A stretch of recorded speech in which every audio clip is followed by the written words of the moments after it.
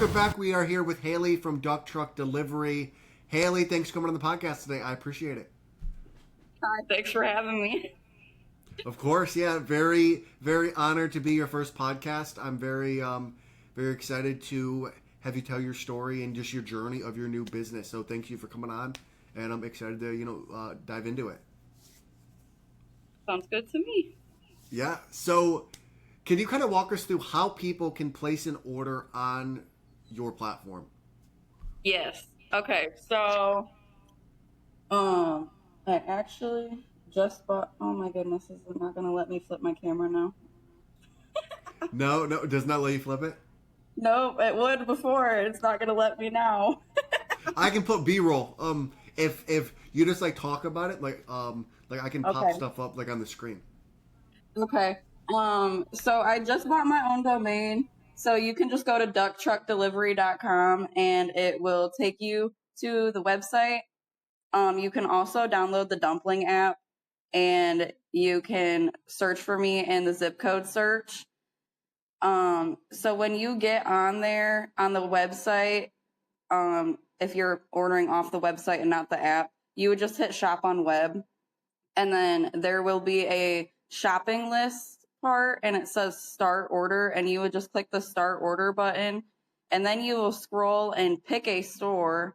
Unfortunately, on the website version, it won't let you put in your own store. So if you want me to shop at a store that is not on the list, you're going to have to download the Dumpling app. I don't know if Dumpling is going to change that in the future or not, but on the actual app, you'll scroll all the way down to the bottom of my page and it'll have a create a list button and you can type in a store instead of picking from the pre-selected list. And then there will be an option to search for an item, or you can write in an item, or you can upload a picture of the item. And then like in the notes of the item, you can just tell me like what size you want, how many you want, whatever. And then you would just, when you're done with your list, you would send the order through, make sure you put in your delivery address, any like delivery notes, like if you want me to knock, if you want me to text you when I get there, if you want me to send you a picture, just leave it on the porch, like where you want me to leave it. That's pretty much it. Perfect. That's awesome. Yeah, that was a good rundown for people because I know you're saying people are getting a little confused, so it's good to kind of walk people through that. And where do you think DoorDash falls short when it comes to working with small businesses, and how do you aim to solve that problem? I think, okay, I could talk about this for like ever. I think DoorDash falls short a little bit of everywhere because, and it's not just with us business owners, but also with the customer. Because like there's places out here where I live that don't even have DoorDash. Like Wasion just got DoorDash a couple of years ago. Um, and even then it's only like the main fast food restaurants like McDonald's, Taco Bell, whatever. Like there's no like local restaurants on there, or there wasn't. There is now. Like the Mexican restaurants are on there now, but they weren't at first. Um, and like Sullivan's is another local restaurant that's not on there. Um, and DoorDash only lets you order within if you live within a certain distance of those places. Like you have to live in the zone pretty much. With me, I don't care where you live or how far away the store is. You can order from Sam's Club. I actually just did a Sam's Club order for Holland the other day and took it all the way out to Continental. That was a whole hour drive. Um, yeah, so it literally does not matter to me where you live or where you want me to shop from. But like the small business aspect of DoorDash, they just make you pay ridiculous fees and like that's just not feasible unless you're a big corporation. So like the business owners really aren't making any money. DoorDash is basically getting all their profits. Yeah, I think when people really start to realize what they're actually doing, it's either the small business pays a lot of money or they jack their price up and then the consumer's paying a lot of money. So Oh yeah. there's always one party that's losing, right? It's never this win-win scenario. And is that something that your platform aims to do, is to make a win-win scenario for all the parties involved? Yeah, so basically, I charge my own delivery fee. The store does not pay anything for me to come and deliver for them. So like they don't pay Dumpling for me to come and shop like they would like DoorDash pretty much.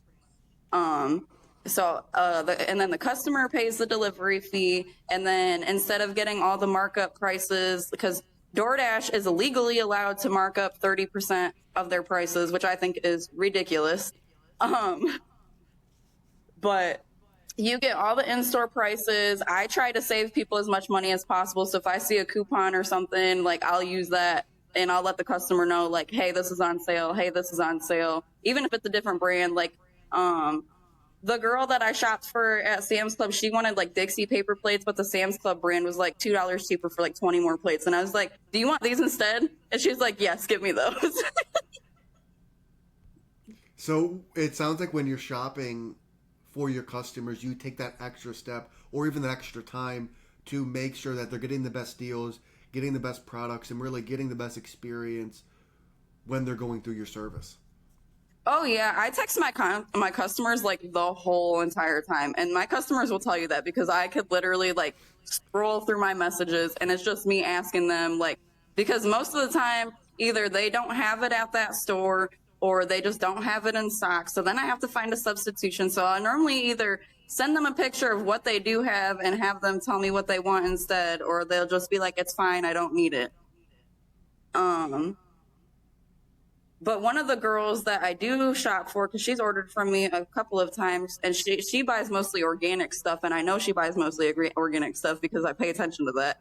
Well, they didn't have what she wanted, so I was like, well, they don't have this, but I know you get organic stuff, but there's this one instead. And she's like, am I really that predictable? I was like, no, I just pay attention to the small stuff like that. Which is important. That drives customer satisfaction. That drives people coming back and shopping with you versus going through a bigger brand or a bigger company. Yeah. And you touch on something very important. The fact that DoorDash marks up their prices and can legally do that up to 30%. Can you talk about more in detail of why you don't mark up your prices when you're shopping for other people? I just don't feel like it's right, and you guys are already paying me a delivery fee. I know a lot of people have said like, well, I don't pay a delivery fee with DoorDash, but you pretty much are because you're paying the markup on the prices. I hate to tell you, but you know, that's just how it goes. And then also another reason I wouldn't go with DoorDash, because I used to be a DoorDasher. If you don't put a tip on your order, their base pay is only $2.50 to $3.50 per order. And I've had orders where I've had to drive 18 miles for $3 because they just didn't put a tip on there. And that's not making me any money either, because I still have to put gas in my car to be able to deliver for other people. Yeah. And where does this passion come from to want to shop for other people? I just like meeting new people. I like driving. I love doing DoorDash, but it just wasn't enough money for me. So I was just like, maybe I could just start my own business doing it, so that way I can at least make it profitable for me. Yeah. I love it. I have two more questions for you, Haylee. If you could have dinner with two people, one person from the past and one person from the present, who would it be and why? Oh. One person from the present, I would have to say Ronnie Radke, just because he's like my favorite person ever. He doesn't care what anybody thinks. He's his own self. From the past? Ooh.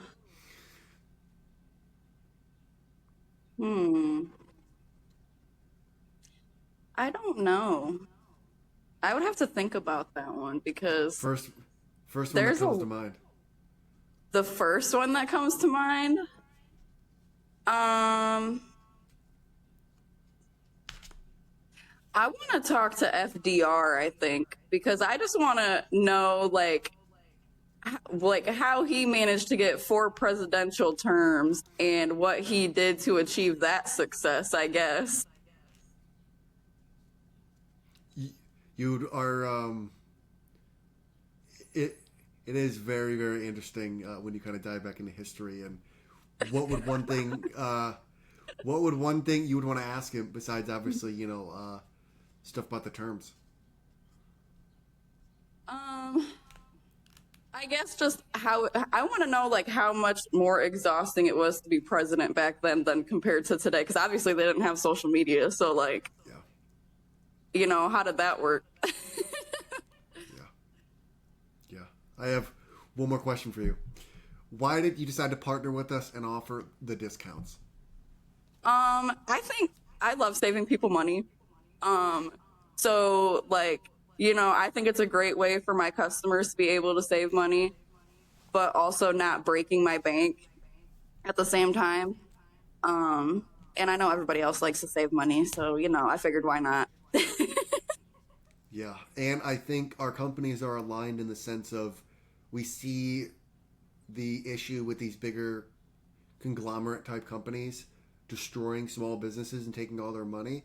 And I think Yeah. both of our platforms aim to help small businesses. And I think when we can align with other people that are doing the same thing, that are uplifting small businesses, either in a small capacity on a local level or a bigger capacity on a nationwide level, I think it's great to get those people in the room. And we appreciate, you know, the fact that you don't charge that 30% to to the small businesses that you do work with. But those are the questions I have for you.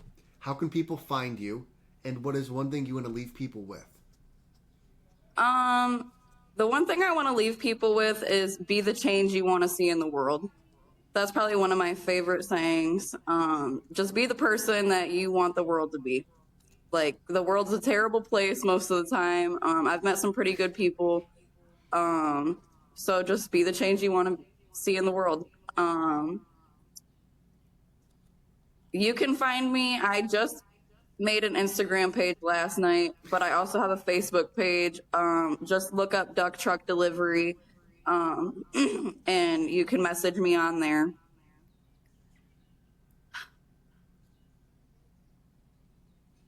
That's it. We're good to go. Yep, Anywhere I think else? so. I Perfect. don't think so. Awesome. Well, Haley, thanks for coming on the podcast. I appreciate it. Um, I think it was a good. Like I said before, it's always nice to find other small businesses that are here to support small businesses. So, you know, thanks for coming on the podcast. I appreciate it. All right, thank you so much.